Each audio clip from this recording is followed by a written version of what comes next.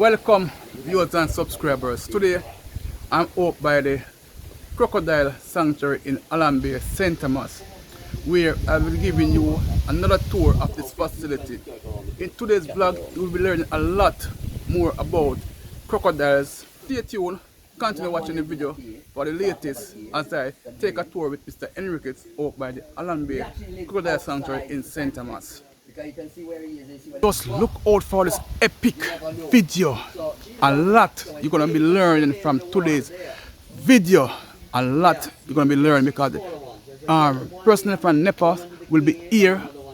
Also other entities will be here. So this will be a very epic video. You will learn a lot from. So just continue watching. Remember, I'm out by the Crocodile Sanctuary in Holland Bay, St. Thomas right now.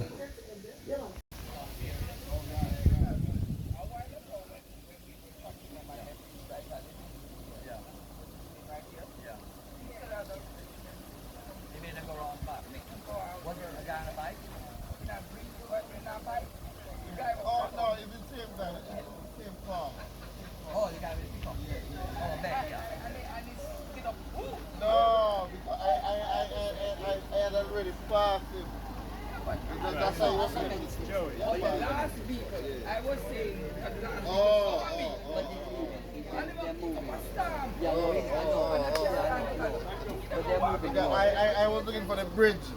Yes. The little bridge. Yeah. I was saying, Nepa, and we organized this tour because we realized in recent days that a lot of persons are coming in contact with crocodiles, and there's a lot of fear and mysticism surrounding crocodiles, and persons are harming crocodiles. So we think that it is important for persons to be better educated about crocodiles, to understand their value and importance to our ecosystems. And so we hope that by doing this media tour, the message might get out about crocodiles who have been here longer than all of us. You know, it's on our coat of arms. When Columbus came here, they saw crocodiles. We have been existing with them for hundreds of years, and we can continue to exist with them for hundreds more years to come. And so it's important for us to be able to understand their place in our ecosystems. So we're going to be doing this tour. So far, I believe we have JIS here with us. We have Cable News and Sports. I know there's some other members of the team here, so TVJ CVM. okay. Who's TVJ CVM? And okay, so both of you are TVJ. No, I'm CVM. Okay. And you're Local YouTuber, Eastside Media. okay. And Craftmen Jamaica TV, YouTuber also. Okay. Right. Great. So we have a lot of channels of getting the message out, and we're excited about that. We're grateful that you're here. We look forward to the information that you're going to be putting out. So what we're going to be doing now is we're going to be touring the sanctuary. We'll be led by Mr. Henriques, who operates the sanctuary. After that, after touring, if you want to conduct interviews, we believe we have Hope Zoo here. Would love for you to be able to interview him because he's a part of this whole initiative to protect our crocodiles. We also have Treya Picking, right? She is from the Jam Croc initiative. We'd love for you to be able to interview her as well. We have with us our environmental officers, Leighton Mamdeen and Damani Calder. We want you to interview them from a Nepa perspective in terms of what Nepa is doing to help to protect our crocodiles. And we certainly want you to interview Mr. Henriques to find out what it takes to be able to run this sanctuary, all right, and how the public can cooperate with us in protecting our ecosystem by protecting our crocodiles. So we're going to start the tour. Mr. Henriques will be leading the tour. He will take you through right? You can even ask him questions while you're on the tour, right? Anything that you see that you may want clarification on, he will be able to give you that information. And then if you want a formal interview with him afterwards, you're free to do so. But we're gonna meet under the tent, right? We have light refreshments for you, finger food. All right, afterwards.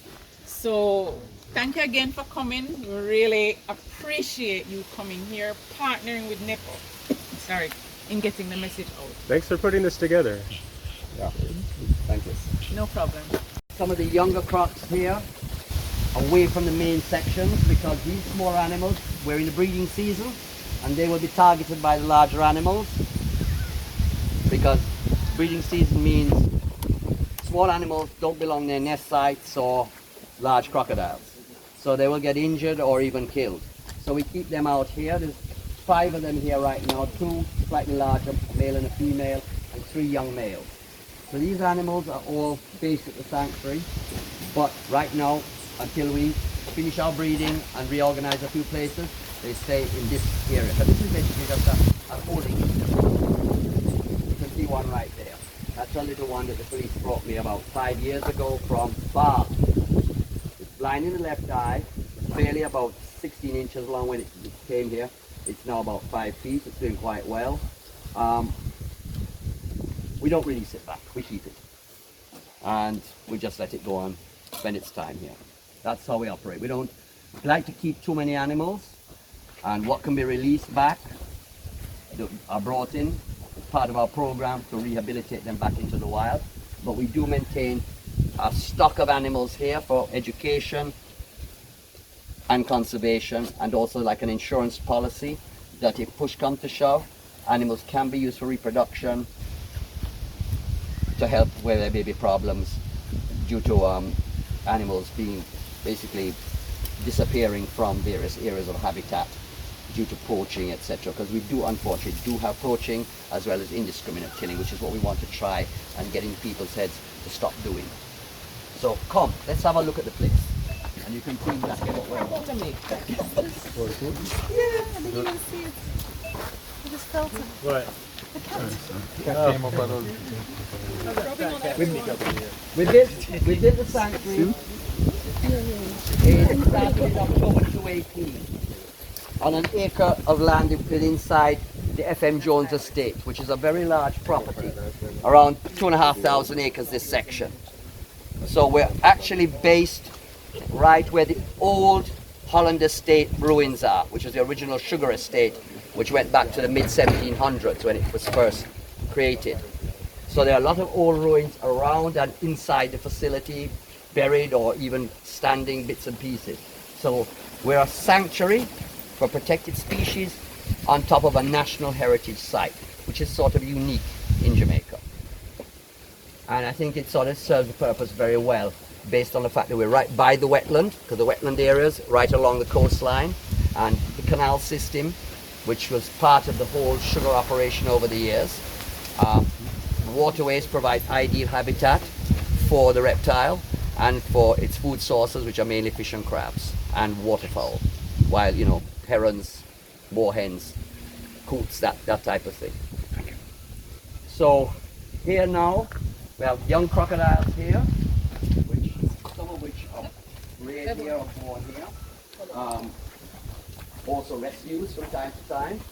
So these animals are around about 3 years, 2 to 3 years old. There's not a lot here. There's probably about between here, about 18 or so.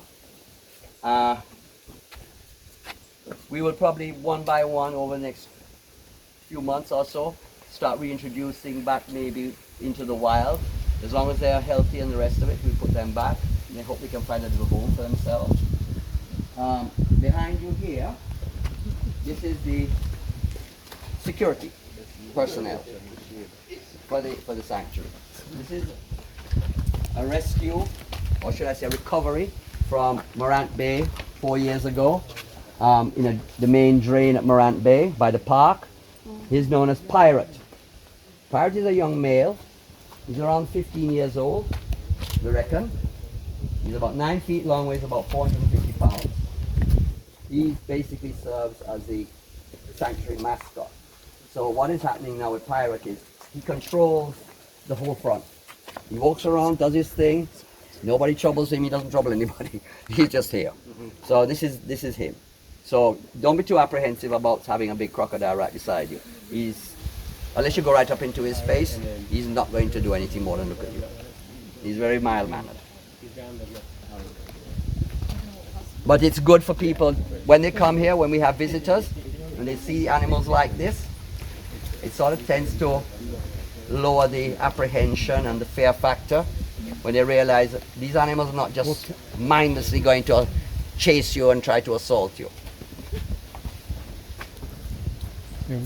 Now, so we're hoping that the eggs will band. Normally, after about 10 days, you will see banding, a darkened band starting to spread across the egg from the middle going out. That shows that the embryo has lodged, it's developing. So we just hope and pray, because last year we didn't get viable eggs. The year before, the year before that, the year before that, we had some good eggs. But this year we'll watch the weather and see how it goes. And we didn't give her nest sites, or any of the females nest sites. We normally help them. This year, we let them do their thing. She used to nest there, now she's nested there. Black is in there somewhere. I don't think it's sleeping. Blacks, blacks. He might come out, but you'll see others. Yeah, they are black. But she's watching us, because this is her Yeah, baby mother. It's baby mother, I should say. About how old is she? Wow. Sorry. You see him get up? Yeah, we're going closer to the Yes, in just stand up. Uncle, auntie, walk again. Go upstairs. Go that side. Go in front.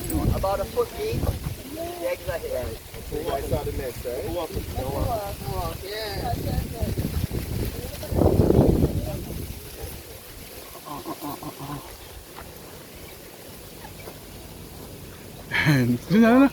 Janela. Yeah, she's watching every one of you. The eggs are in that mountain. Janela, Yeah, mother. about a foot deep in the ground. Yeah, because she protect her eggs. Probably Yeah. her nests are around about 28 to 30 eggs, usually. So you're probably looking at same again. Sister. Excuse me. Look here. Hey, look here. They might take away egg them. Good. And this is something that people have to understand too during the breeding season. Good, I know. Go out into areas where crocodiles are seen. They might take away egg. That it's quite possible to actually walk past the nest on the beach or something. Not right out the front of the beach, or to the back of the beach. As long as there's water nearby for the females to take babies too, because the babies can't live in salt water.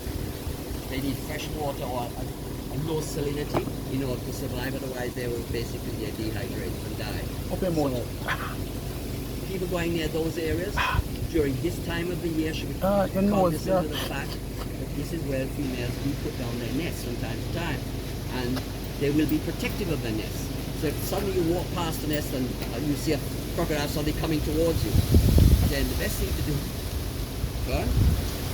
discreetly disappear, because she doesn't want you near. She doesn't want to hurt you, but she doesn't want you touching her. That is what she was protecting. She's not a very big crocodile, but females this day and age are nesting earlier. They're reproducing earlier because of environmental pressures. And it's happening all over the world. It's not just happening in Jamaica, it's happening elsewhere. So you'll find younger animals, or young in the age and also lengthwise, will be producing nests. In the older days, like when I was a youngster, 9, 10 foot crocs, females were producing nests. Now you've got 7-foot crocs producing. So they're adjusting to environmental pressures and everything. So she just watching. Normally when they nest, the females watch. They look after their nest from a distance usually, and they keep checking. She creates a cavity with her back feet. Yeah, scoops out the earth like a turtle, and then she deposits her eggs, and then she takes time and covers over, and then molds up the nest of it. So she does everything. They don't eat normally for 3 months. Yeah, very intelligent reptile. Very, very intelligent. While the incubation is going on, which is normally around 88 to 90 days, they don't really feed much. They watch. So I bet try to feed them as quickly as possible. Get them back because they lose some body mass because they're taking out a lot out of their body. A lot of eggs come out, and in the latter part of their growth of the eggs inside of them, which is several weeks before they actually lay, they don't really feed a lot. So they tend to need that sustenance afterwards. In the wild, they have to go hunt when the babies have hatched and all that because they need to build their body back. We build it for them.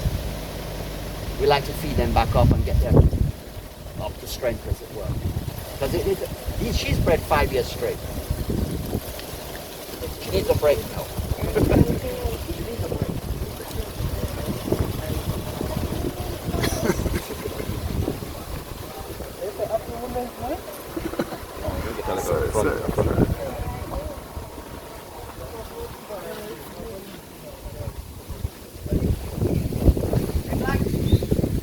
Blacks? Where's Uncle Blacks? Where's Blacks? That's the husband. Oh, So the husband, I told you don't go around by the fence. Blacks. Yeah. Don't go because he wants to get Big man. That's about 600 pounds. 11 feet. Blacks, come on, make it. Blacks. Huh? Blacks. And he doesn't need that much, you know.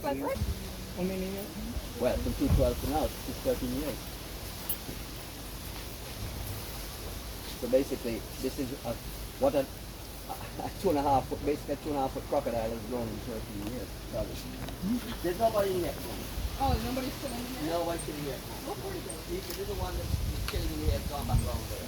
Oh, the last time we... Yeah, no, she got back round because she decided she wasn't going to Uncle, come on.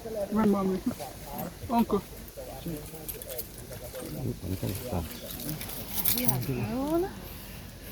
Say a non-aggressive croc because he's been used to people and farm animals over his lifespan, except for when he came down here about 3 years ago.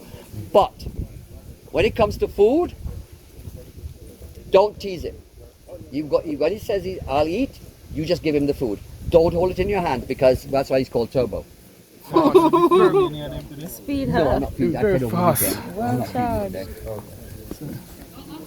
I was about to The big animals are usually fed once a week. The younger animals, if you look through here, sorry about this, that is a 13-foot male, an old male, What's his name? Thrasher. Flasher. Now he's gone down. I'll bring him up. Call him. I'm going to bring him right Call up. him up. Call Flasher. All right, this is a big croc. He likes his privacy. Sorry. All right, watch. Come here, Thrash.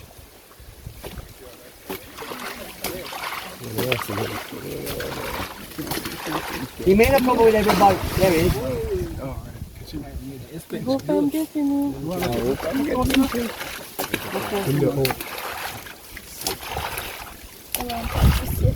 Can you see it? Gone down, yeah. A lot of people, he tends to get a shy. Yeah, I know. I'll show you a big one shortly. I'll show you another one that you'll get close to. That big one? Yeah, I'll show you another. But this, they hide. They really don't like to throw themselves up. But yeah, with crowds, all the eggs are infertile. I think a lot of it's to do with the weather. But the year before, we had 4 nests, so we let everybody hatch out themselves. In other words, the females dug up their babies, and we had babies all over the place. And every so often, you find them loose around the place. They don't look. Oh, the cat? Did you say the eggs were infertile? Yeah, the eggs are infertile. What does that mean? That means they didn't band. It means they didn't develop. Where is it? The male? They just did. Either the male didn't do his job, or the temperatures were too high. Because if the nests are too shallow, No yeah. embryos If the nests are too shallow, and the temperatures are high because the sun was bad in the early part of last year, the eggs will overheat. They have a very fine temperature range before you have a problem. They're normally between 88.5 to 91 max degrees Fahrenheit. If you go above 91, the chances are kaput. No hatching. The eggs will cook. So it has to work. A lot of parameters have to work right. Humidity has to be high. If it's too dry, you won't get proper gas diffusion which means that the eggs won't breed because they need oxygen for the embryos to develop, and they put out carbon dioxide gas. And if that exchange is not taking place properly because the humidity is too low, trouble. And if the humidity is too high, they get water soaked, the eggs will drown. See? The embryos will drown. Hold on. Where are you, little man? You going for a walk? You gonna escape? Man, I'm bored.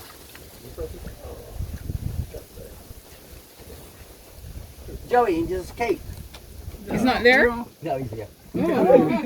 Stop going anywhere. No, you. Go here, come here. Ow! Don't bite me.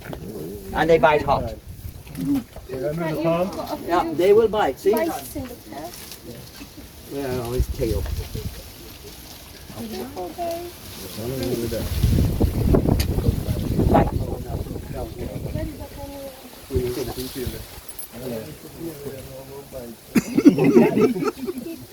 Yeah, that's all right.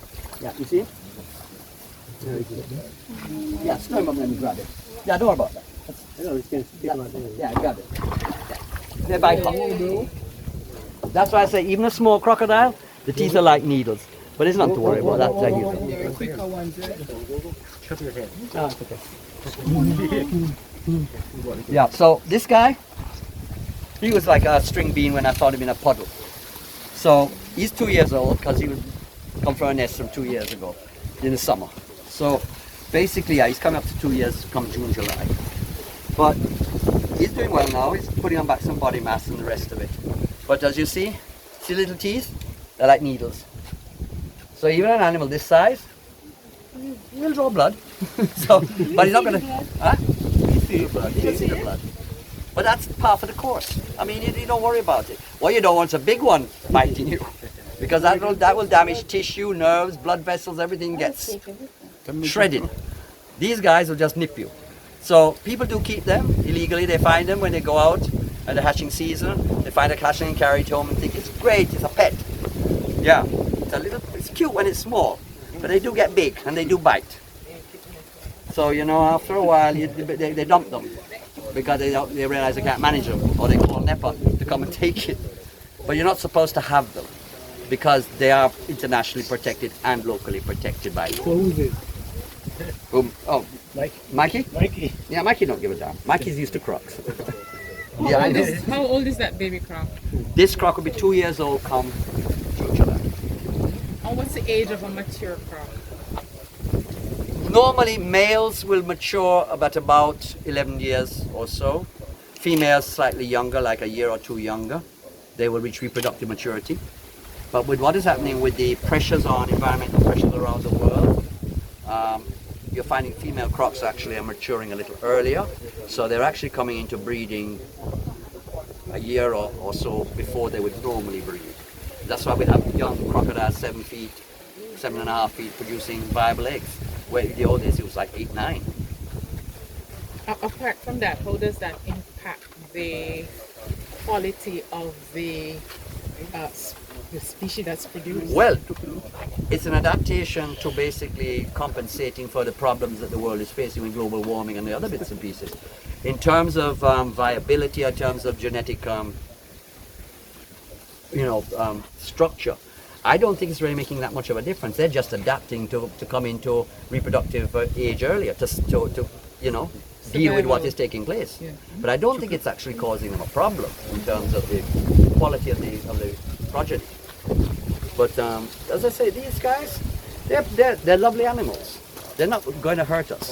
But we unfortunately, either we fear them, or basically we can find a way to make money from them by killing them and selling the meat, which is wrong. We need the animal. And they will do their own population control. We will never be overrun with crocodiles, because in the wild, food will determine survivability a lot of the time. And if they have to compete with other crocs, the weaker ones will fall by the wayside. So, we are not going to be suddenly overrun with these reptiles. How often do you feed a croc that size? A croc like this size would get fed twice a week, basically. Not a lot. No, you don't want to. Crocs will gorge sometimes, and when they gorge, they will regurgitate it.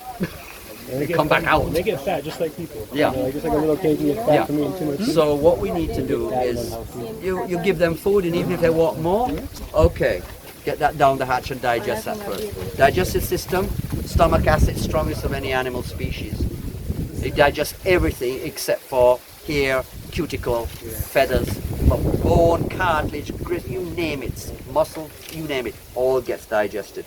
Very efficient animal.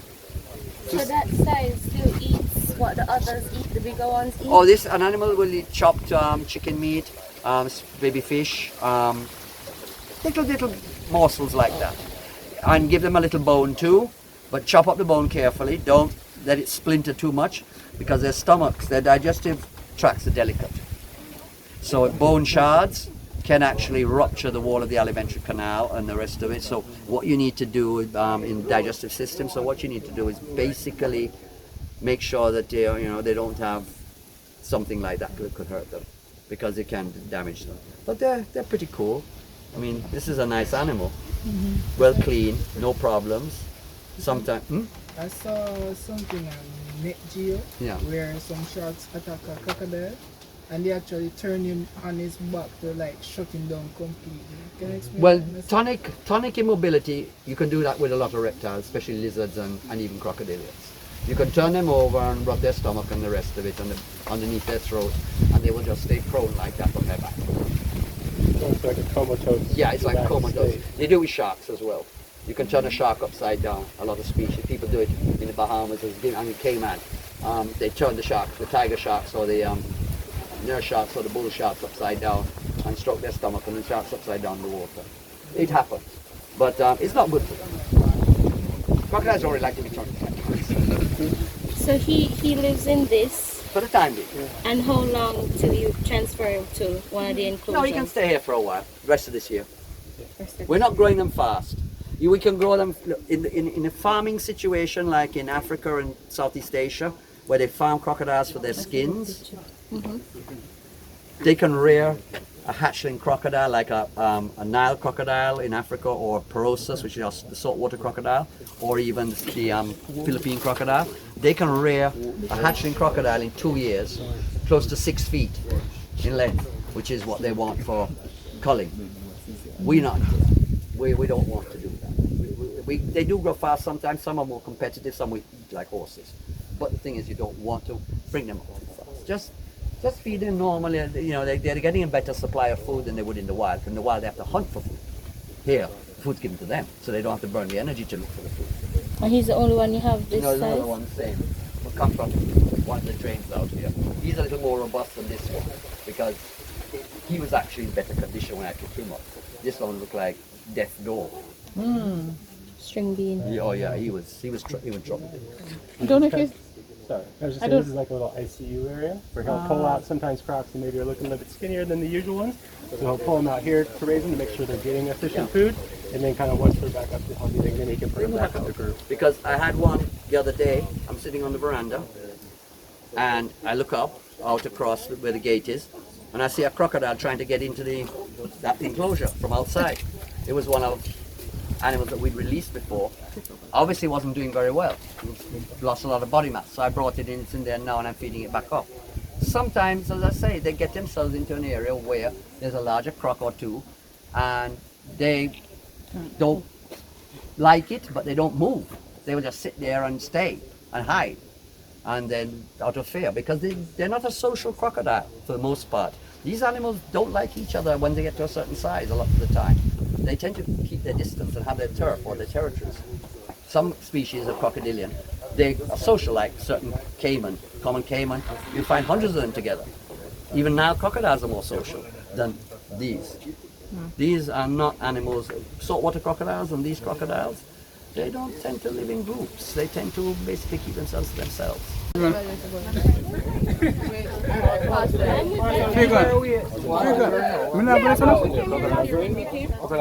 Yes, hey, big on you. See where this, see? Come here. Found that prick right there. Come, see, but look at them black thing. Look, see him? Yeah. So my father inside.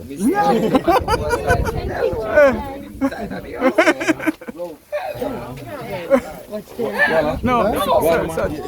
And this one you have to catch. The one here. Look what I'm catching. Video, so no? No, man, you know it's fine. Video is him now see him come up, the man just jump up. I see him just jump up, so if you just keep videoing it. Where you going? You want to come here for the code. You want to see this man here? And him.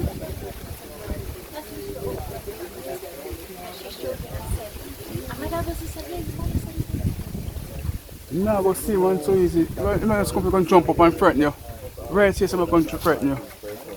Right here, so. Sorry. He's finding rogues. Sorry. Yeah. No, thank you. Down here. Brian. Hold on. Brian. Hello. You are wonderful people. You wonderful people. You can't kiss him. Go on, man. You're a good man. What I saw earlier on with that. Did somebody go rogue with that? I can't talk by myself.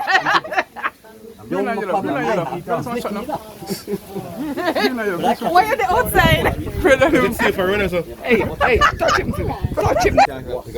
Give me some room. Thank you very much. But you not seem good. Seem jump over one more. Yeah, because he's not going to just want your way out. I love the puppy right there. I'm going like a dog in that side. Jump in. No, why you don't send your nephew? My video too. Send your nephew. That's what you call a crocodile. Let him move again, Mr. Henriques. That's a crocodile. Let him move again. That is the size animal that we recognize as a croc. I'm ashamed. Look how much male over there, so. And females are over here. It's embarrassing. Move him again. You just move him again. You just move Look how him many again. females are over here. Try move him again. He breeds females. This one I have never put a female with him. He has a little bit of a streak in him. We could try it, but I run a risk. Oh, well, that's a nice shot. I love the shot. Yeah, get over there. So Yeah. You can, like Lawrence was just talking about that palatal valve in the tongue. You can see it's closed right now. There's a tongue. The tongue kind of sits on the bottom of the throat. It's attached to the bottom. And that orange little line, that's the valve. So it's closed. And then when he wants, he can open that and swallow food. And that's just how they can catch food and prey underwater. They go underwater, they keep that valve closed, and they can catch something or hold on to something, and they don't have a bunch of water rushing down their throat. Beyond the valve, Yeah. the jaw seems wide. Yes. That's more of a captive breeding, thing, probably just from getting fed. And that's muscle and fat, pretty much. So what is he doing right now? So this is pretty cool. People are always like, oh, he's waiting for food, he's waiting to hunt. They're actually thermoregulating. So like a dog will pant when they get hot, or we sweat. Yes. Reptiles can't sweat. And so their mouth is highly vascularized. So when they're kind of overheating, they'll come out and they'll open up their mouth, and that's kind of them trying to cool down and regulate their body temperature. So just like a dog will pant, but they can't do that and they can't sweat. So this is another way they What's the name of this one again? pirate. Pirate. So. All right. Thermoregulate? Thermoregulate. And so I'm gonna go get my sink. So they can open up their mouth like that because their mouth is highly vascularized, and that's how they can kind of cool down their body temperature. They also have.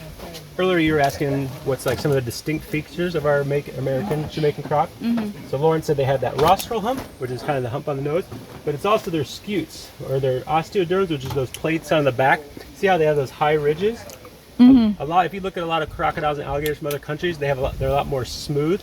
Ours have very distinct, rigid scutes, and that's a really distinctive. You feature. mean the thing on the back? Yeah. So if you look closely, there's like those little plates with the ridges on them. Yeah. Those are called sometimes called acute, or that proper name is osteoderm. Those are actually little bony. The Latin name is bony skin. So there's little bony plates of skin. So it's pointed bony skin. Can you describe it like that? Yeah, because that's what osteoderm stands for. Osteo is bone, derm is derm for skin. And the proper name for each of those little plates on the back of them, they have them all over their body, but specifically on the back, is osteoderm. And they provide two functions. One, as you think, it's body armor. If you go knock on that, we'll get one out here, but if you knock one on that, it's like rock hard because it's bone. So they act like a body armor plate around the croc. And two, the really cool thing is they also aid in thermoregulation. A good analogy is to kind of say they're almost like solar panels. So just like crocs will come out in the sun to heat up, well, obviously at nighttime, the temperatures often cool down. And so crocs will come up, usually during the daytime, come up on land and bask in the sun to kind of heat up that body temperature. And before they go back in the water at night and those temperatures drop, those osteoderms, those big bony plates on the back of the croc, they're also highly vascularized. And so what they do is they absorb that thermal heat, thermal kind of radiation from the sun, and then before they go in the water, those blood vessels constrict and trap the heat in the body. So they can come up on land, let's say they raise their body to 90 degrees, they can go back in that 70-degree water for the next several hours tonight, and their body temperature will stay 85, 90 degrees. And so that's why we kind of say because they trap the heat. They trap the heat in. So that's why we kind of compare them to, when we're talking to kids and stuff, we'll compare them to kind of like solar panels because they can absorb that energy and heat, and then they kind of store up, So it's got a good visual kind of thing. And so that's how they constrict those blood vessels in the osteoderms and trap that heat in the body. So December, January, when we have those cool 70-degree nights, those crocodiles can stay nice and warm. So most people just think they're body armor, but they actually play kind of a regulatory body physiological function as well. I'm Calder. I'm also an environmental officer at National Environmental Planning Agency, Ecosystem Management Branch, responsibility for farm. I'm Leighton Mamdine. I'm an environmental officer at the National Environment and Planning Agency, responsible for farm. Hi, my name is Lawrence Henriques. I'm the owner-operator of the Holland Crocodile Santuary, a facility designed not only for wetland conservation and crocodile conservation, but also education and rehabilitation of the species. This is Joey Brown. I'm the curator at Oak Zoo in Kingston. Besides the zoo, we obviously do a lot of wildlife rescue and partner with Nepa, the crocodiles in Kingston. And we also partner and support Mr. Lawrence here at the Holland Bay Crocodile Sanctuary. Hi, my name is King and I'm the founder of the Jamaica. I'm Lawrence Henriques. I'm the owner-operator of this particular sanctuary at Holland Bay called the Holland Crocodile Sanctuary. Our primary purpose here is to try to not only make people aware of the need to preserve this protected species in Jamaica, which unfortunately is getting rather a rough time, especially with habitat loss and also illegal killings of the reptile. What we're trying to do is to create an awareness about the reptile and the need to protect what we regard as our national species in Jamaica. It's on top of our coat of arms. It's been here over 2 million years on our island, long before human beings ever found Jamaica. And we need to keep this animal on the face of Jamaica, not just in picture books or in a museum as a preserved specimen. So what we do here is we operate a multi-purpose facility, which also acts as an insurance policy, whereby we keep a number of animals as stock animals, which we use to educate people. At the same time, they can be used for breeding if necessary, for restocking if required. And also what we do is in this particular area of St. Thomas, we help support the environmental agency NEPA by doing recoveries and rescues and rehabilitation where necessary, because crocodiles are scattered around the coastline in this area, and it's from time to time there is a need to recover and remove the animal because it's in a particular position or place where it could be what we would consider an endanger to itself and also possibility to other people. So there is a need from time to time to do this type of rescue work. But our main purpose here is to create the awareness about the reptile and also the wetlands which border the fringe of the coastline here, where they're found along with other species of wildlife, protected species, including bird life, and also our yellow snakes, which are endemic to Jamaica, which are found in the hills north of us. So we're trying to educate the communities, basically to leave the animals, so they can basically stay in the environment as opposed to being destroyed, and create that awareness and the need to keep the species alive in our particular area of Jamaica. That is what we do. My background in crocodile conservation started somewhere around 42 years ago when I moved back to Jamaica after living abroad. And I was working then with the NRCA on a voluntary basis, because at that time there was very little work being done with crocodile conservation. and I was actually living and working in Clarendon at the time, which has always been what we would regard as a crocodile hotspot on the south coast. And I volunteered my services, and over the years, I've basically been rescuing, rehabilitating, and educating the Jamaican population wherever I can about the need to preserve the species. How many crocodiles do you have at the sanctuary currently? Currently at the sanctuary, we have a number of young animals which we can gradually release back into certain areas of the wild, around 18. And in terms of the larger animals, over 7 foot in length up to like 13 feet, which you'll see here, or close to 13 feet, we have around 22 animals. What's the capacity? The sky's the limit, I suppose. I am permitted by the government through Nepa to hold up to 450, but I don't think I would ever be able to feed 450 crocodiles. But yeah, no, we don't want to keep crocodiles in captivity more than so. We want them in the wild, but we want them to be safe in the wild. And right now, the problem that we face in Jamaica is habitat loss. We're reduced to fragmented habitat in a large number of areas now. And that is very difficult to police and monitor and enforce the rules and regulations governing the protection of wildlife and the protected species in this country. But we want them in the wild. We have crocodiles right around outside the sanctuary here in the canal systems and in the wetlands. So we have crocs in, behind fencing, and we have crocs outside. They're all here together. It's just to make sure that people leave them alone. And they will do their thing. They will live. How do you finance this operation? The sanctuary was actually built with funding from 2 conservation entities in the States, who are friends of mine. They put forward the funding to build this facility, which we built in 13 weeks. We had a program, an outline, the designs and everything, which I did. And we were able to, once we acquired the funding, we did it in 3 phases in terms of how we constructed the facility.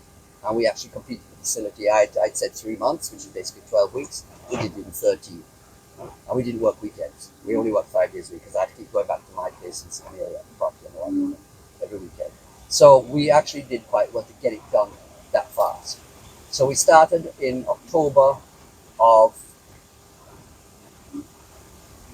2018, and we were operational the beginning of March. When I say the beginning of March, we were actually bringing back stock animals which we'd stored in various areas back into the facility. So it's been going now for 6 years. So this is open to visitors, groups? It is open to visitors. It is a sanctuary. It is not an attraction, which means that I am not a fee charging entity. People can come, they can learn, they can spend the whole day here. They can come and they can picnic. They can go to the seaside. They can, it's just a half a mile away to the beach at Holland Bay. They can walk the place. It's safe. They're not going to get hurt by anybody or any animal. They can enjoy themselves. Learn about the sanctuary, learn what we do, see animals, take pictures, videos, do what they want. It's basically getting people exposed to this particular species as well as the type of environment they live in, and it's an educational process for them. Is there a need for financial support? Like how Yes, they there is. the last Yeah, 6 years? my funding, basically, my own savings and resources, and also help from a couple of overseas entities. But right now, I mean, if people want to visit and they want to leave donations in terms of food, cash of a kind, whatever, goes towards the maintenance of the facility. That I welcome it. But we do need funding. It is important to keep going because we are out of the way. We're not on the main road. We're 2 miles in from the main road through the property. We're way the furthest east of anybody other than the lighthouse keeper, Moratport. So if you draw a line north to south from Portland right through to the south coast here, and look what's permanent east of that line, it's me or the lighthouse keeper. Nobody else. So we're furthest east in Jamaica. Earlier you had said it's a nesting season and that you could be on a beach side and you're approaching a crocodile nest and the mother comes out and you probably don't know what advice would you give to persons who encounter crocodiles in this season, perhaps not to harm them or how to be out of their way? If you happen to go into areas, and it happens a lot in St. Elizabeth too, like on the Parity Strip, where there's a lot of residential areas, and crocodiles go backwards and forwards through the residential area a lot of the time, coming from the wetland to go and nest on the beaches and the rest of it. The thing with the crocodile is, know your nest, know your season. Know that November to June is the nesting period, basically, which is reproduction, gestation of the eggs, laying of the eggs, incubation of the eggs in the ground for 3 months, some hatching around end of May through the month of June mostly. If you do meet up with a crocodile, if you do have to be walking along the beach and you're walking near the edge of the beach, not the seaside but towards the land, and there's water, especially if there's water behind, like in the bushes, the mangroves, or anywhere like that, then always be vigilant, because female crocodiles are not going to normally nest in an area far, far away from a water source. They need, once they've hatched the babies out, recovered the babies from the nest, they carry them to water. They're not going to carry them a long distance, so they're not going to nest a long distance. So where you have that type of, be aware of your surroundings, in other words. Where you have that type of situation, always be vigilant. You can even see tracks sometimes. You look around, you'll see track marks sometimes where a crocodile, if you see something that's like a mound or a disturbed area, and you see maybe a track, give it a little wide berth, because the female may be close by, and you don't want to be surprised by her. Because some are basically won't do much, but one or two might actually come forward towards you.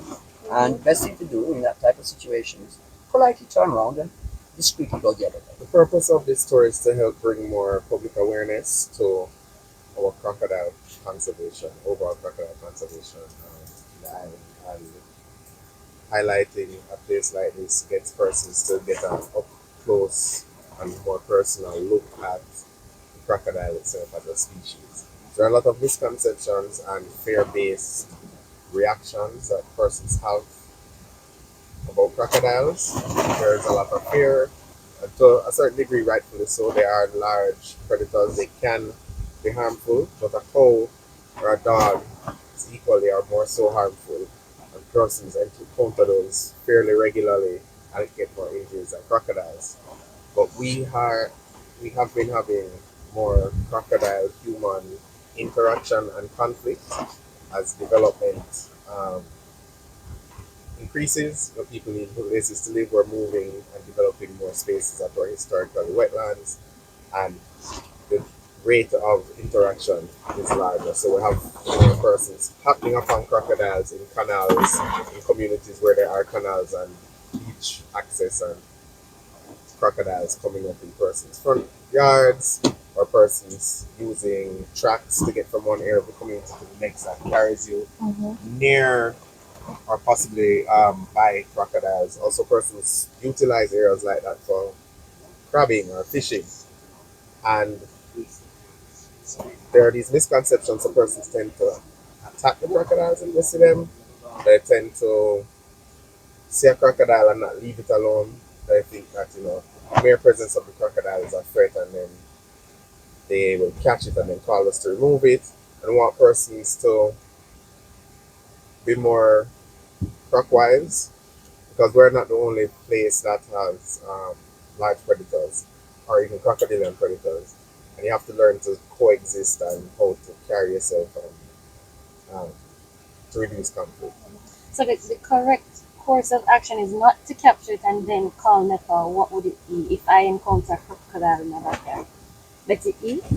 The correct course of action is to notify the authorities, because depending on the situation, it may be a watch and see thing, or there may need to be some sort of intervention to protect both the person and the crocodile. Because sometimes, even if the person didn't do anything, the crocodile may be so displaced or misplaced that it ends up somewhere where it may eventually die because it doesn't have access to shade or it can't get back to the water. Just like a lost animal. So we may need to intervene in that case. In another case, it may be that it popped up for some sun in that area for a little bit this day, and then has gone back by the end of the day and is never to be seen again.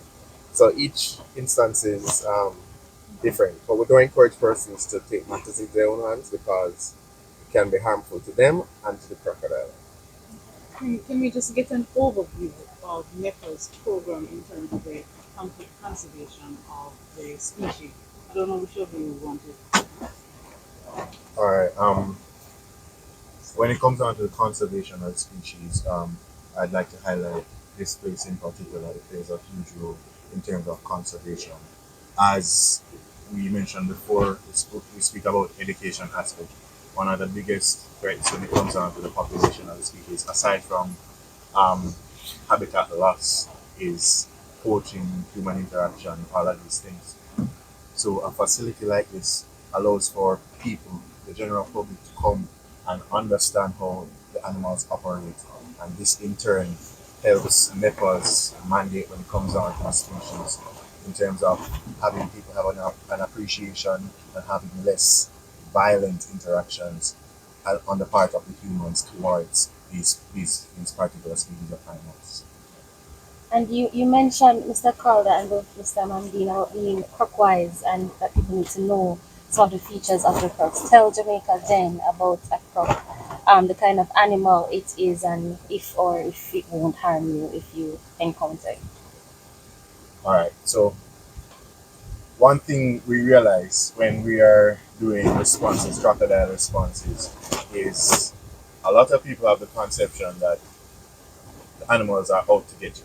Like they're coming in your space because they're hungry and they want to eat you and all of these things. And this is sometimes fueled by media, in the sense that oftentimes when we hear about crocodiles, or information we get about crocodiles is from TV, movies, documentaries, all of these things. So one of the things that we want people to understand is there are various species of crocodiles. Our species here in Jamaica is the American crocodile, and they are not as aggressive as most of the other species that you'll see in these forms of media. Namely, you'll hear the Nile crocodile, you'll hear the saltwater crocodile, which are vastly more aggressive species and are the ones that you'll see in media. You'll see being eating, chasing, catching zebra, catching buffaloes, whatever it may be. And that's because they have to adapt to that particular environment to eat bigger animals. But our crocodiles in Jamaica, they don't have those things on their menu, so to speak, naturally. So what our animals are adapted to eat is crabs, birds, fish, mainly those things, and you don't require a lot of aggression. Our ambush hunters, they're very lazy in that sense. So most of the time they're just in the wetland going along, waiting for a bird or a fish. It's more passive, and because of that also their nature tends to be a much shyer animal than some of the other crocodiles that you mentioned around the world. So the other thing I want to highlight when we mention that is that behavioral change, just like any other animal, can be created by humans. So people feeding, I get the crocodiles, so people feeding crocodiles somewhere where they know, so a fishing village, gutting the fish, throwing it. The crocodile gets used to that easy meal and associates people being fed. Just like a dog or a cat that you usually feed and it comes around all the time. And we don't encourage this because it can lead to tragic interactions. A crocodile may see someone and now approach instead of retreating. And someone may not see crocodile. Crocodile thinks you have food and goes after what it perceives as food and snags you. Not necessarily to try and eat you, but just a bite or something like that, and that just that can be, pretty dangerous. Let us ask a question. How important is the crocodile to our ecosystem? They're very important, as they've been described as wetland engineers.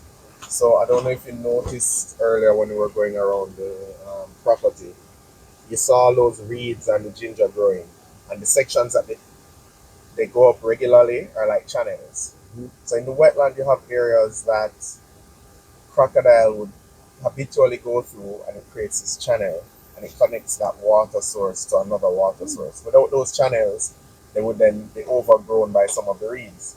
Why this is important is that those channels allow for juvenile fish.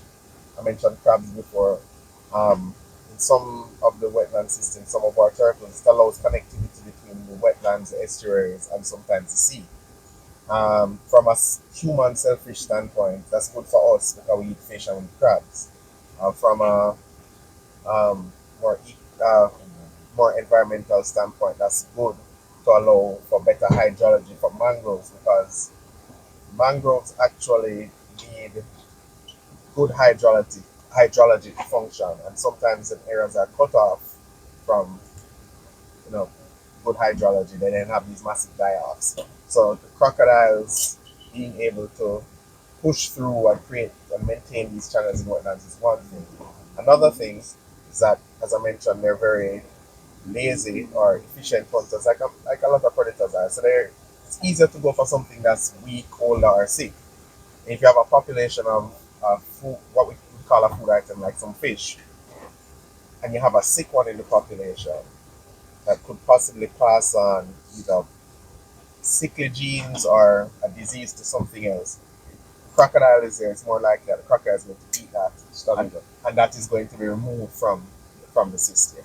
So overall, having large apex predators in an ecosystem, be it a crocodile or a shark, we don't have anything like lions or tigers here, but in our system, a shark or a crocodile is good for maintaining the overall health of the system. Thank you. I would love for you to speak. Do we help to finance conversion here? Okay. I want the connection between Nepa and here. Okay, so as it relates to how we assist with the operations here at Holland Bay Crocodile Santuary, on a yearly basis, we have an MOU, a Memorandum of Understanding, which we supply the facility with funding to assist with operations, their work in terms of rescues. As we mentioned before, Nepa tends to respond to cases that happen across the country. Holland Bay is critical, it's a crucial partner in terms of managing cases that happens within the St. Thomas area, as oftentimes it's a situation where we have responses happening in multiple parishes. The officers, yes, time sensitive cases as well, depending on what the exact scenario is. And Lawrence and the Holland Bay Crocodile Santuary is right here, and they, as our partners, would assist in responding to those situations and acting also as a holding area for the animals. So that ties into the other aspect of the work that we do with the sanctuary, which is health screening. What we do then is we assess the animals here, ensuring that they're healthy, and that happens on a yearly basis. So when we have animals that are brought in from rescues, we assess them, ensuring that they're good. If they're not healthy, they'll stay here. If they're healthy and fit and we deem safe enough to be back out in the wild, then we'll release them, because, as you say, it's not ideal for animals to be kept in an enclosed area when they have their natural wetland habitat all around. And that plays into the exact area where this sanctuary is. It's in a prime remote wetland area where crocodiles tend to thrive. So it's indeed a great partnership that we have with the Holland Bay Crocodile Santuary. Do you find that crocodiles are mainly in the south coast as opposed to the north? And is it because we tend to develop the north tourism? Yes, actually.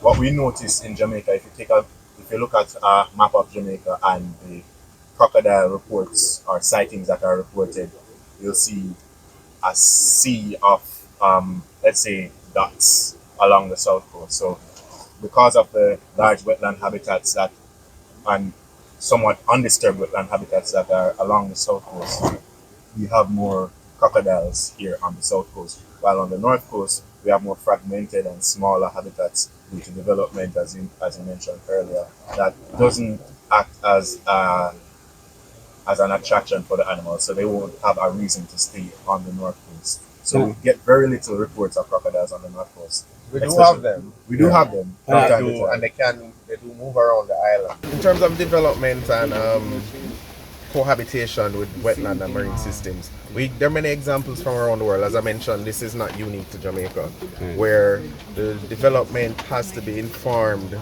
by by research and science, and then guided by sustainable practices. So low impact development where you have connectivity between the wetland systems, something that is done elsewhere and can be done here as well, to allow the animals to cohabitate and commute in between without being totally fragmented. And then the persons that are occupying, again, the education and the awareness, adoption of best practices, where it's just second nature and culture. So you go some places, you hear about Florida all the time with alligators, and for the most part, people know that if there's a body of water, this is how you behave. You don't walk your dog against the body of water. You don't throw food there. There's certain best practices and precautions that you take. So if we are developing somewhere, then all of those things have to be at the forefront of how we approach development. Things that don't impact the environment too much, and then that the people that are in the space are mindful and aware how to carry themselves. Can you speak to how having crocs are beneficial to the fishing industry? Can you speak to that? Okay. Well, Yes. Damani mentioned it when it comes on to, but we didn't tie it specifically to the fishing industry. So as he mentioned earlier, the lazy nature, quote unquote lazy nature of the American crocodile means it will go after the easier prey to catch. So that would be sick, weak fish. What that does for the fishing industry and for consumers of fish in general is ensure that we are indeed eating healthier fish, not diseased animals, as they would have taken them out of the fishing stock, so to speak. And that allows for us to consume, prime fish, for lack of a better term. So that is indeed a good way of looking at how crocs help us in terms of our various sectors, one being fishing. My name is Joey Brown, and I'm the curator at Hope Zoo in Kingston. So we, although we are a zoo, we're a non-profit charitable organization, and we act as twofold. We act as the zoo and one of the main wildlife rescue centers kind of in Jamaica, working closely with Nepa. So unlike here that takes in just the crocs, we take in all native protected species, birds, parrots, owls, snakes, and then crocodiles. So around the Kingston, St. Andrew area, we help when there are crocodile issues. We'll go help with rescues and relocations. And then as a last resort, we will sometimes bring crocs back to the zoo if they are sick or ill and we need to kind of rehab them and get them proper vet treatment. We can fix up, improve their health, and then work at relocating or releasing them back into the wild. Portmore has a lot of crops, yes, sir. Right? Yeah. And we've had issues in the past. Yeah. As it becomes parish, Yeah. as the development takes place, Yeah. is there any thought to something like this, a hub like this, to, ease the pressure, the space between humans and these animals, which from time to time can get very dangerous? Yeah. In recent times, we've had some issues in the past in Portmore. Yeah, we do. We work on Portmore, Hellshire, all that area. Yeah. And people need to realize that Portmore was built pretty much on a crocodile swamp, and so we kind of took over their habitat. But yeah, as there is more development, a lot of people are just, can you take them to the zoo or take them to sanctuary? It's like, that's not an efficient, sustainable conservation strategy. We just can't take all the animals out of the wild and bring them, to the zoo. So we need to focus more on one, education and outreach, and then also as the Portmore develops is better infrastructure as well. Around the goalies, around schools, having better fencing and stuff that will help keep people and kids safe as these areas develop, and where there's crocs. And and then obviously having a lot more support, where if they have an issue, they can call Nepa, call the zoo, and we can be there to help respond to any issues. But there needs to be more of a push for coexistence rather than just trying to remove the animals, which is not sustainable. Great, thanks. Speak to your partnership, partnership between Hope Zoo and the sanctuary. Yeah, so the zoo and the sanctuary have a really close partnership. Lawrence is doing amazing work down here. Although he's based in St. Thomas, he helps with croc kind of rescues and conservation all around the island. And so we kind of we come down here periodically to help Lawrence. He's pretty much down here by himself trying to run this place, so we come down periodically to help, with basic crop maintenance and care, maintenance of the facility. We do an annual health screen every year where, we'll go around, we come here, we catch up many of the crocs in the facility, especially some that might be getting released, and we do body measurements, growth data, and we give them little pit tags, little microchips, so we're able to track the animals as they grow. And then once they're released back into the wild, the animal has a permanent marker, a microchip in its body. So if we catch him, let's say 10 years from now, we can scan him with a special little device and be like, oh, we released this guy back in 2014. He's now grown 4 feet. He's nice and healthy. And so we try to help Lawrence in that manner as well. We also help, we have a good, obviously there's anytime from 60 to 100 crocs at this place, and we all know they eat a lot of food. And so at the zoo in Kingston, we actually have a good partnership with CB, where we get some food like expired chicken donated. And Lawrence literally has to drive into Kingston every 2 weeks, and he comes to the zoo. We load up his truck with a ton of chicken and food, so he can come down and keep these animals fed and healthy. And then we also, whenever there are, sometimes we kind of work together on various crop captures and relocations to bring crocodiles back here to the facility, and then releases as well. I am interested in Lawrence's infectious love for crocodile and passion for crocodile, but I'm also concerned that I don't see anybody with that level of passion that is younger. What are we doing to engender a love for these animals so that we can pass on that to the next generation, so that conservation can continue? Well, we're doing something just like we are here today. We're getting the kind of content out there, so people know this is going on, and we do need younger generations coming up, because people need to know that, hey, this is a possible, kind of career choice that they can take. And we have mentors that can foster this. At the zoo we focus a lot on having UTech interns come and giving them valuable experience working with crocodiles, exotic animals, because there's not many other places we can go in Jamaica. And so Lawrence provides a very awesome opportunity here in St. Thomas, where we need to kind of encourage that kind of passion and love for these animals, because like I said, they are on our coat of arms. They have been around here long before we were, and they play a valuable role in the ecosystem. And we need to support Lawrence and this place, and obviously the younger generation, to get more people and kind of inspired to do this. Thanks. My back. She represents the younger generation. Yes, I realize. All right. Yes. Let me just record. All right. Could you say your name in the microphone, please? Okay, my name is Treya Picking, and I'm the founder of the Jam Croc Initiative. So I'm going to give some background on myself, because it's quite a story.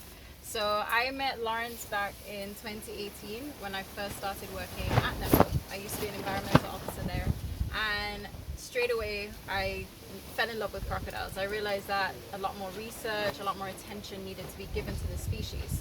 And Lawrence was one of the few players in Jamaica at the time who was devoting all of his time and energy since the 1980s to crocodiles. So he has taught me so much. There's a lot of knowledge that I have gained from listening to Lawrence, just sitting down and him talking for hours about crocodiles. So one of the many things that I have worked with Lawrence closely on is to do with this facility. So this facility plays a very, very important role in research, crocodile monitoring, outreach, and also training with the Head Start program. One of the big projects that Nepa spearheaded, where I was the project lead, was the first island-wide crocodile survey in Jamaica, where we gained a lot of information on the crocodile status and the habitat availability around the island. And Lawrence was one of our key collaborators within the parish of St. Thomas. So we did a lot of surveys, just kind of collecting data on the parish, in which we saw that the crocodile population is quite threatened in this area, and a facility like this is even more important in that case. And then later on, we have the Head Start program. We've done various outreach activities with Lawrence, helping him out, supporting him with that. And then I recently became independent and established the Jam Croc Initiative, which was formerly known as Croc Conservation Jamaica. And the mission of this project that I'm spearheading is to promote coexistence between people wetlands, and crocodiles. Well, that is so comprehensive. I'm glad I met you. It's important for you. How difficult is it to maintain really a tremendous facility like this without proper support? It's a lot. I mean, luckily Lawrence, the mastermind behind even designing and building this facility and establishing it, he built it in a way where it's very self-sufficient. So we're completely off the grid. You see the solar panels, you see the water system, and so it results in kind of not minimal costs, but it lowers the cost of running such a facility. But at the same time, there's still a lot of costs involved. So over the years, Lawrence, to start off with actually building the facility, there were 3 grants that he received. But since receiving those grants, funding has been very limited, and that's something that we're trying to work on. Lawrence has been supporting the facility out of his pocket. He has received funding from agencies like Nepa to cover like the costs of, say, responding to rescue situations with crocodiles and other protected species like sea turtles. And then he has received funding from international entities like Gatorland Global. But there needs to be more support, a lot more support. So we are looking into trying to gain more, attention on the facility and support, so it can continue to run and it can continue to build capacity, continue to train, continue to do the outreach, the monitoring, and collaborate with all the partners involved. Last question from me. If somebody is interested in supporting this foundation and Lawrence's, what contact is there a contact that we could get? Oh, that's a... So from your perspective, from my perspective, and also Lawrence. So they could contact various channels. They could contact the National Environment and Planning Agency. They could also contact this project, the Jam Croc Initiative. We're on Instagram. You can send us a DM if you want to get involved. Because that's another thing we do. We try and, as you were saying about the next generation, with this project I'm trying to get as many younger people involved who want to learn about crocodiles and also get trained up in the field of conservation biology. And then you can, who else could they contact? Well, Lawrence, but he has like a personal number which I won't give out on this platform. All right, we'll get that. Yeah. Thank you. No worries. All right. So crocodile on this, Don't jump in this water. Crocodile. See it? Crocodile. Don't jump in it. Look, see, go right up. Look. Don't drop off in it. Crocodile will take you where? So even if you chop it and it dies out, See it? one pop up somewhere. There it goes again. So you just keep chopping. So Henriques, you don't think you need a bigger place now for the crocodiles them, or it is okay same way? I have all this land if I want it, Okay. Is it money? All the money? Oh. I have all of this land. I have 10 acres here right now I can use. I have all of this, including the ruins. I have all of this here if I want it. But it's money. To put up, to fence off the whole of that, open out the canal, get water into there, clean it all out, leave the Great House ruins exposed, because the Great House ruins are in there. You got all the water down there. You don't need to pump water. You can just draw in from the canal, create another drains and fill with water, and create pools and all that. You know, we should build even 5 acres, half of it, and set up a big enclosed system. Because this is 1 acre. This is 1 acre. Okay. So imagine 5 acres with proper fencing. You can't use this fencing for out there. You'd have to use one heavy duty. But you could use like concrete structure would be costing too much money. No, it's too much. Fencing is cheaper. Yeah, okay. Fencing is cheaper. But it would cost you to do that and do all the earthworks and everything. Maybe 15 million. Okay, all right. With all the equipment, the material and the labor. Well, I think today you're gonna put that out there that you will like some sponsor. But we have people helping all the while, Okay. all the time. But the thing about it is, you don't want to keep all your animals behind fence. Okay, yeah. You want people to leave them alone and to stop destroy the habitat, what's left of it, so that the animals can live naturally. We only keep these here to educate, and there's insurance policy, and I do the rescues and recoveries and rehabilitation. But we don't want to keep every damn crocodile in Jamaica behind a fence. Right. That's not the way it's supposed to be. Right. Because it's wildlife. But it's supposed to live in the wild, but people are supposed to leave them alone. Right. Don't trouble them. Don't cook them because it's illegal. Don't kill them unnecessarily because they're not troubling you unless you go and mess with them. They don't really want to trouble you. They like to keep away from people. But the problem is we don't know how to leave things alone. We just love to go in, and then when we get bitten or something like that, no, we blame the animal. The animal wants you to leave it alone. Don't trouble it.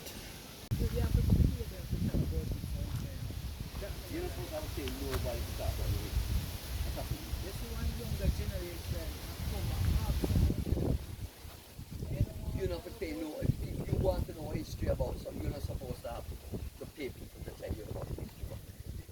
That's why I'm staying in this country now, getting back. People should want to talk about their history. So that's why I don't even bother with it.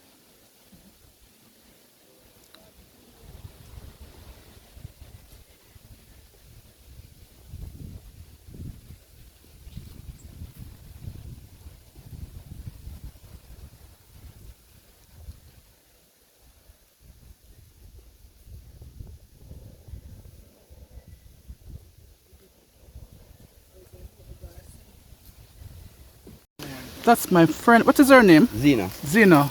Zena. Hi, Zena. You just look innocent. Zena is not innocent. I'm saying she look innocent. Oh, she's a handful. Okay. She's a handful. They're very protective. They're all very protective of their nests. Okay. You see when you come in and go around and all of that kind of thing. Oh, Zena? Yeah, she's sleeping now. Yeah, no, she's not. Look here, she move. She's just watching everybody and seeing what, because as I say, that's her priority now. So it's her eggs are in there. Right there. Right inside there, yeah. Okay. Zena, warrior princess. That's my friend Zena. So if we're going to take the eggs out and finish incubation, then what we'll have to do is go in. Move her? Well, she ain't going to want to move, so you're going to have to move her by force. Well, not too much force. Try to we use like baffle board or tarpaulin. Yeah. And basically, because she's going to attack. Yeah, she's going to come at you. Yeah. So we try to keep her away, and then normally it's best to do with at least 2 or 3 people. Yes. Because like myself and another person or 2 people, so that I can extract while they're watching her, move her away and watch her, because she's going to keep coming. Once she knows you're in the nest, she's coming. So you have to keep her. I've had them come. I mean, 3 years ago when we got the twins, it was just 2 of us. One outside, me inside, which is dangerous. Yeah. Because I had to put the tarpaulin barrier, and then she came through the tarpaulin, and I actually wrapped her in the tarpaulin, lay down on the ground sideways, use my legs to hold her, and then open up the nest sideways and pass the eggs through the fence. The nest was over there, where she normally nests. So that is dangerous. Because you've got a very angry female crocodile basically between your legs, holding her. The only thing that's stopping her nailing you is the fact that her head is top part of her body and her head is wrapped in the top. Yeah. Okay. But if she ever breaks free and you're there, She's going to snap. she'll tear up your legs. She'll tear you up. Even an animal this size, see how she's flinching? She's ready to move, you know. She's ready. She's primed. She's watching me. Hey, whoa, wait, hold on. Hold on, it's Yeah. Jump in and see what happens. Zines? Yeah, you can see through the chain link from here. alright, so this is Yeah, that's the nest. That's still Zena. Here's the nest. oh, this is this. Okay, and that's the Zena. And then So the nest is not just there. It's like about this deep. if you put your in phone in camera a through hole. the chain link, you can zoom in if you want. Yeah. You can get close. Come right up here and put your camera right into the hole of the chain link so you don't see the chain link. There you go. Yeah. Yeah. Come Zena. She's watching. But if you jump in there, your dog Come. eat. And then Lawrence, so allow her first to go over. See him coming here. He coming. You coming? Yeah, she's coming. There you go. Wow. See, that's coming. You see, she lie down Yeah. because she's protecting her eggs. Yeah, she's basically saying, come inside and see what happens to you. I dare you.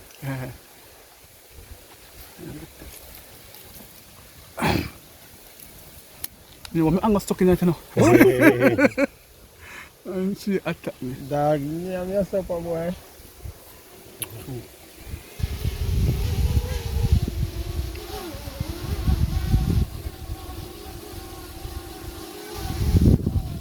See it? Your husband is here somewhere. You have to Okay. show up his face, yeah. There's husband. Yeah, the big guy's in here. You show up his face a little more. Then the right here, so too, no? Yeah, so you got a pair here, and you got one nest here. The male was here, he's moved. See the female right here. Oh, Female, so if you Yeah, the male is at the back. You can see the Female, male, the back right. of the male. Okay. That's the So female, the, right? the water's nest is there. right in front of you, that little mound. Right here? Right here. Yeah, that's the nest. Okay. See her coming? Right here. Watch out, Right watch here. out, See she's there? watching. See there? Yeah, here she comes. All right. Julie? Julie? Julie? Jules?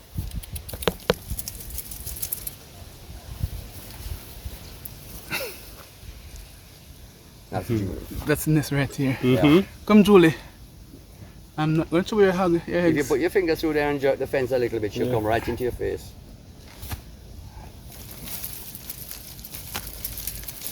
She's afraid, you know? She want to come, but she's afraid.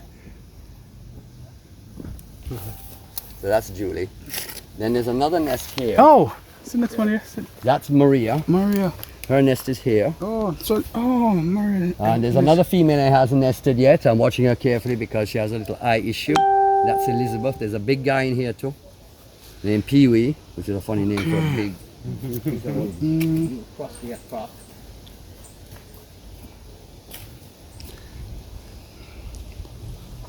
See, it's soon a lot of baby ones then. Hopefully, yes. Yeah, we have quite a few. Got about, I reckon, average nesting size. You got about 150 eggs Wow. around the place. Yeah, so you You might. won't get 150. If they're viable nests, we get a few. Then you got this one here. These are the ones that are in the incubator. Okay. She didn't drop. She was too tired, and the ground is at the top. I didn't create nest sites for them this year. I want to see how they get on. Okay. Because in the wild, you don't go building nest sites for them. They find their own way. This is the female. She drops her eggs there, and I took out the eggs. Whoa. That's Maxine. Maxine. She's still watching. Hi, Maxine. What's Even though there are no eggs there, Yes. she's mother instinct is still strong. Okay. So she's saying, you know. Maxine. Pleased to meet you, Maxine. I'm Clarity Boss. Maxine. Clarity Boss, hi. Her husband is inside there somewhere. He's probably in his office, which is on the middle at the back. Okay. Now, he's big, but he's tame. He's a very nice big male crocodile. He has no anger in him. Whereas the other two big guys on the other side, they're a little grumpy. But that big guy there, he's cool. Really cool. And that is Maxine. Hey, Maxine, come here. Come here, I'm telling you something. Come here now. That's Fagan. Yeah, that's Fagan, my friend, right? Come shake him on. Come shake him on. Lucky. Huh? Lucky.